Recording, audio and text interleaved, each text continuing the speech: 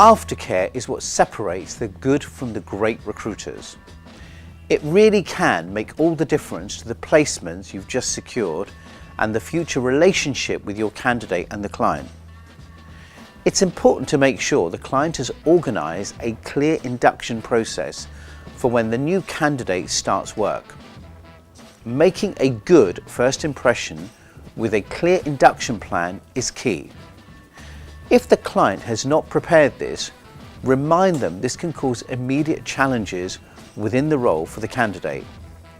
It can also negatively impact how they settle into the new role. It may seem like an overkill, but sadly many candidates leave a new role in the first few months because of a poorly planned induction process. Wherever possible, you should work with both your candidate and your client to ensure there's a well-structured program in place to ease them into the client organisation. It's important to keep in contact with your candidate once they start their new role. I would always arrange a phone call during the lunch hour of their first day. Ask how their morning went and answer any initial questions they may have. Your candidate may feel a bit embarrassed to ask the new employer questions, so it's important to let them know that they have your support. I would also arrange a call with my candidate at the end of the first day. Make sure to call them when they're at home so they can be more relaxed when you talk to them. Use this time to ask how the role, the team and the offices compared to their expectation. I would ask, how did the first day go? What was the team like? Who do they spend most of their time with? And how do they get along? How did day one compare to their expectations? Was there anything they felt uneasy or unsure about? Starting a new job can be daunting.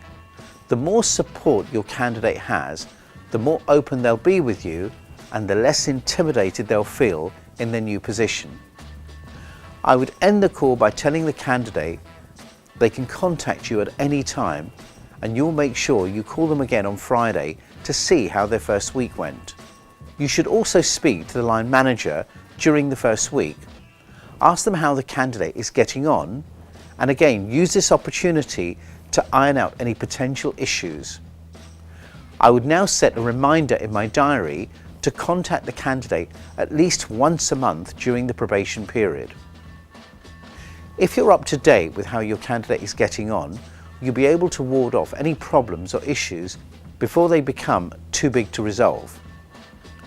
If the candidate has been made promises about the role, the benefits package, which are not forthcoming in the first month of employment, this can also cause frustration to your candidate.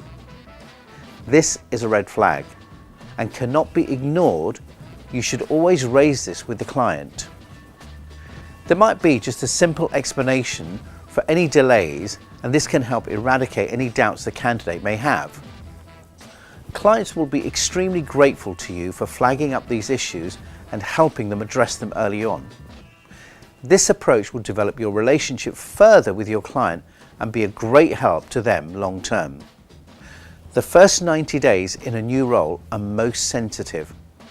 Regular contact with the candidate also demonstrates thoroughness, attention to detail and professionalism, which will encourage your client to share more briefs with you in the future. So stay in touch with the candidate and the employer after the end of the probation period. Your candidate may get promoted and become a client, or your client, in fact, may become your candidate. Either way, you need to be the first point of contact and the first to hear of any new opportunities that you can work on.